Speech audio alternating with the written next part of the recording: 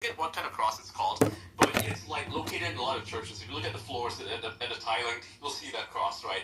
And he has that tattooed on his chest. He's a true believer, you know, a follower of Christ. He has that. And what does the media do, right? It writes all these fucking hit pieces about him, calls him a white nationalist, calls him a Nazi because he's got this cross. It's like they're giving it to the Nazis.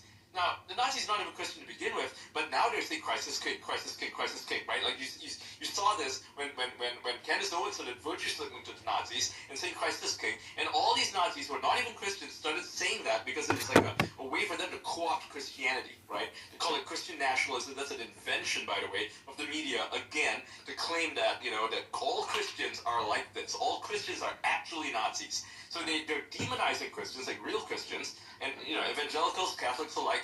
They're like, it's like, what the fuck? You know what? Why is the media doing this? Right? You know what this reminds me of? You know what this reminds me of? As you guys know what, in 1984, the book, how they're trying to create a new language,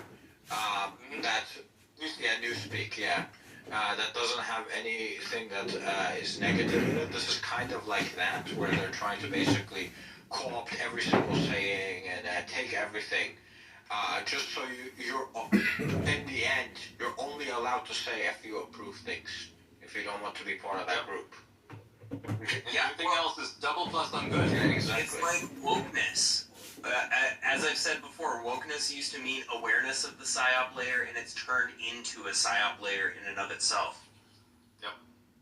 That's right. If you look at the original definition of wokeness and the people who came up with the wokeness, which are black liberation activists, they meant, they were talking about a PSYOP layer, right? To become woke is to wake up from the Fed's lies, because the federal government lies about a lot of black history, and that's true. I mean, you can dislike a lot of black liberation people, but, you know, they do have a fucking point that the FBI did do a bunch of terrible shit to black people. That's just a fact, right? They did a whole AIDS vaccine on them, you know, like not AIDS vaccine, the polio vaccine, and then afterward people magically get AIDS. I mean, that's the thing we're talking about, right? They run experiments on people. Just see the community note on the Martin Luther King post, right?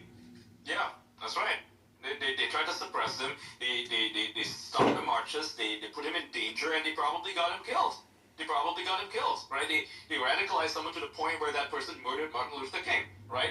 That stuff did happen. Look at Waco. It is undeniable. Now, you would say this, you know, 30 years ago, they would turn you into a fucking political martyr. And like, look at Roger Ver. He spoke out about this stuff in 1998 when he ran for office in California, right? The FBI didn't like it. They didn't like the fact that he was talking about Waco so much. So they tried to bust him on the smallest little things, and then he went to jail for 10